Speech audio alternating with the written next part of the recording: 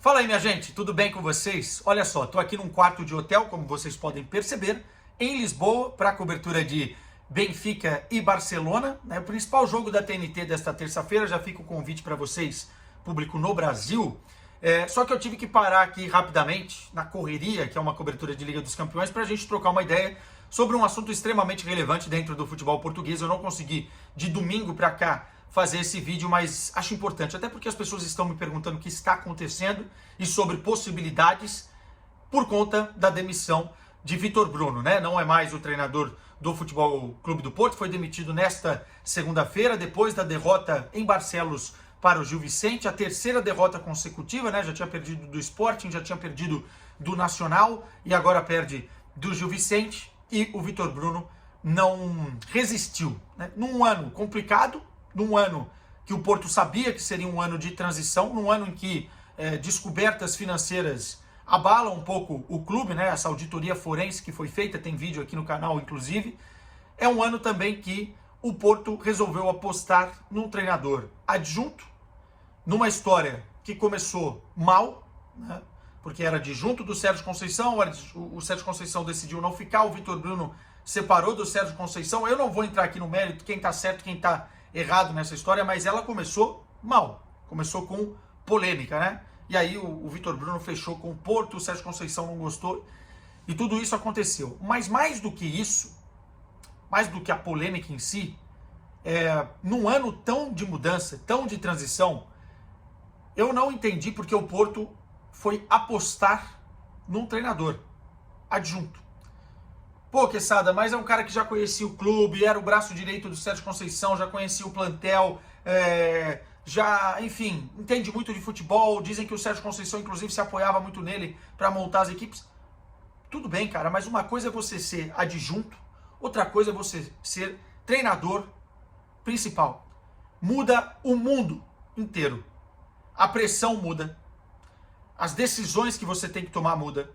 Você começa a virar vidraça para todos os assuntos, a nível comunicacional, com a imprensa, com os adeptos, a nível dos jogadores, porque você tem que deixar alguns no banco, alguns insatisfeitos para outros jogarem, você tem que mudar a equipe e o esquema da equipe caso as coisas não deem certo, enfim.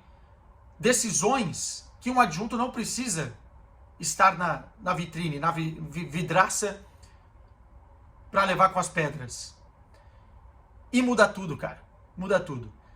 O Sérgio Conceição era um casca grossa que aguentava porrada em cima de porrada, que tinha muitos problemas, inclusive, com os jogadores, mas que deixava tudo isso interno e não expunha tudo isso. Porque o Sérgio Conceição tinha uma malícia comunicacional, apesar de ser bronco, apesar de ser um cara ranzinza muitas vezes, inclusive.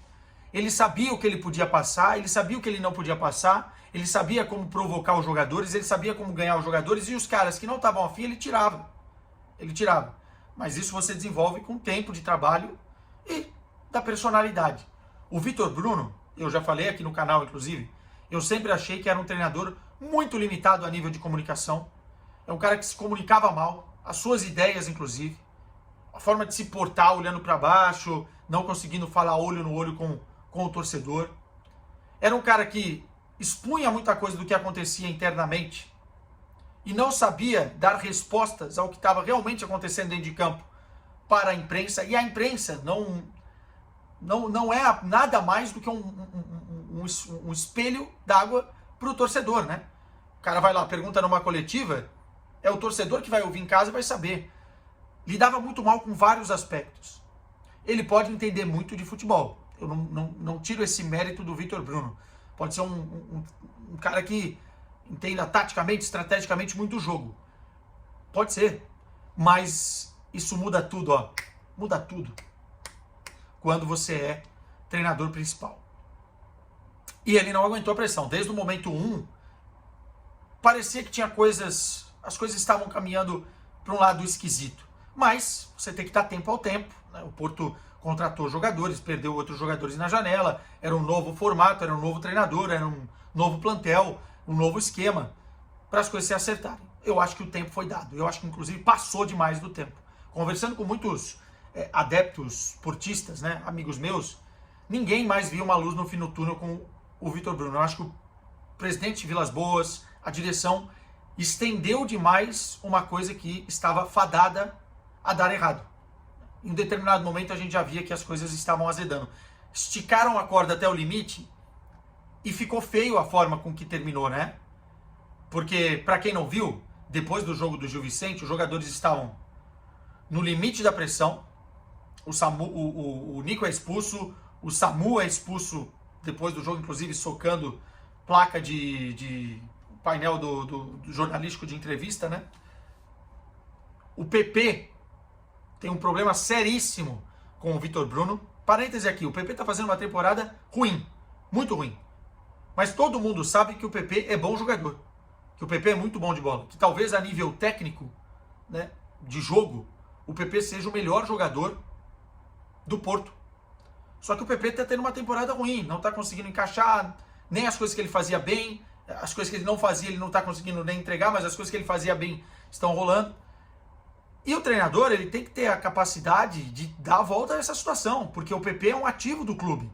O PP é um cara que você precisa ter do teu lado para você ou conseguir rentabilizar esportivamente ou depois financeiramente vendê-lo. O PP estava valendo aí na casa dos 40 milhões de euros. Era um valor que o Porto não pode abrir mão nesse sentido. E o Vitor Bruno, ao invés de conseguir dar a volta à situação, piorou a situação. O relacionamento do Vitor Bruno com alguns jogadores, sem informação, era muito, muito ruim. E com o PP, muito pior. Tanto que a situação acaba com o PP afastado do jogo do Gil Vicente.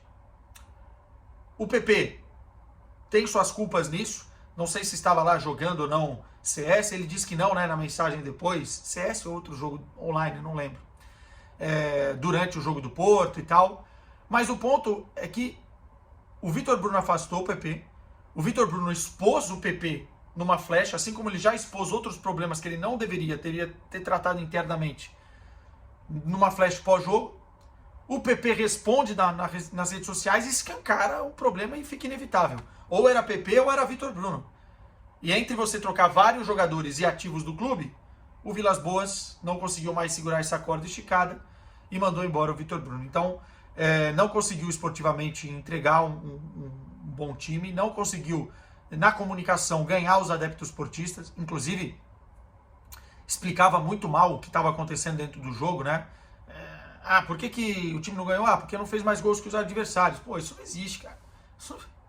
Isso é tirar o torcedor pra nada, né? Assim, enfim. E ele não é mais o treinador. O que vai acontecer a partir de agora? José Tavares assume, vai ser o interino no jogo contra o Olympiacos. Não acho que vai ficar. O Tavares é um cara da formação do Porto, né? Passou muitos anos treinando as categorias de base do futebol clube do Porto. E passou pelos Estados Unidos também. Enfim, é um cara que talvez vai saber lidar com esse momento de transição. Mas o Porto precisa de um treinador para o restante da temporada, para os objetivos que tem. Se você olhar a tabela de classificação, o Porto ainda tem chance no Campeonato Português. Já não tem a Taça da Liga, né? Perdeu. Taça de Portugal caiu fora. Na Europa League tá difícil. E tem o Campeonato Português. Então o Porto precisa contratar um cara que entenda de Porto, entenda de futebol português. Não dá para ser qualquer contratação. Eu vi muitos nomes circulando. Vou falar de alguns deles aqui. Pirlo. Não acho uma boa. Trabalho ruim na Juventus. Não conhece o futebol português. Não tem nada a ver característica com o clube Porto, né? O ADN, o DNA do Porto. Mancini também, não sei se é um bom nome para já, porque vai ter que pegar o time num turbulhão de emoções no meio da temporada. Vi os portugueses, né? E dentre os portugueses, o que mais me agrada é o nome do Luiz Castro, porque é um cara do Porto, da cidade do Porto, conhece o clube, trabalhou no clube. É um treinador que pode antecipar processos que o time precisa para já ter um pouco de resultado nessa temporada e quem sabe brigar pelo título do Campeonato Português. Um cara que não foi tão bem no Al Nassr, mas fez um trabalho muito bom no Botafogo, entende do riscado. Eu gosto do nome do Luiz Castro, para mim deveria ser o nome número 1 aí procurado. E tem muita gente perguntando, que Sadinho, e o Tite? Porque saiu em algumas informações aqui em Portugal, acho que foi no Mais Futebol, inclusive, que o Tite seria um bom nome que estaria nessa pré-lista. Eu acho o Tite um grande treinador. Acho o Tite fez um trabalho maravilhoso no Corinthians. fez um trabalho decente na seleção brasileira. Pô, não bateu o campeão de lá. Cara, o trabalho foi feito, ganhou a Copa América, enfim, perdeu para europeus da forma que perdeu dentro da Copa do Mundo, mas não foi um trabalho horroroso, né? A gente deitou, nadou de braçada nas eliminatórias e tal. Poderia ter sido melhor? Poderia, mas eu gosto do trabalho do Tite. No Flamengo é que foi ruim, né? O Flamengo foi um trabalho ruim e talvez queimou o Tite pós-Copa do Mundo, pós-seleção, para alguns mercados. Tem um grande problema do Tite no futebol português ou de qualquer treinador brasileiro dentro do futebol português hoje. Na cabeça aqui das pessoas, da maioria que a gente conversa, os treinadores brasileiros ficaram para trás perante os treinadores portugueses na nossa própria liga, no Brasil. Treinadores portugueses esses que não eram treinadores, muitos deles, de elite em Portugal. O Jorge Jesus, talvez, mas Vitor Pereira, Luiz Castro, Arthur Jorge, o próprio Abel Ferreira, enfim. Esses caras saíram de Portugal, foram no Brasil e limparam tudo. Então como é que agora vai vir um treinador brasileiro aqui para Portugal e vai dar certo nessas dinâmicas, entendeu? Então eu acho que há essa percepção geral de que um treinador brasileiro hoje não se encaixaria no futebol português. Eu gostaria muito. Até em termos de cobertura seria ótimo ter um treinador brasileiro dentro do Futebol Clube do Porto, que é a cidade que eu vivo. Mas eu acho muito difícil acontecer. E acho que o Tite fechou algumas portas depois desse último trabalho pro Flamengo. Me surpreenderia se acontecesse. Pois bem, vamos ver os próximos passos. Tem um jogo com o Olympiacos agora pela Europa League. E eu volto quando isso se definir para a gente trocar uma ideia sobre o futuro do Porto, futuro treinador e tudo mais, tá? Então, depois, hoje, fiquem ligados porque teremos Benfica e Barcelona. Vai ter vídeo pós aqui no canal. Amanhã tem vídeos também pós rodada de Liga dos Campeões, porque a gente, não para. Beijo para vocês e bora que a vida é curta. Tchau.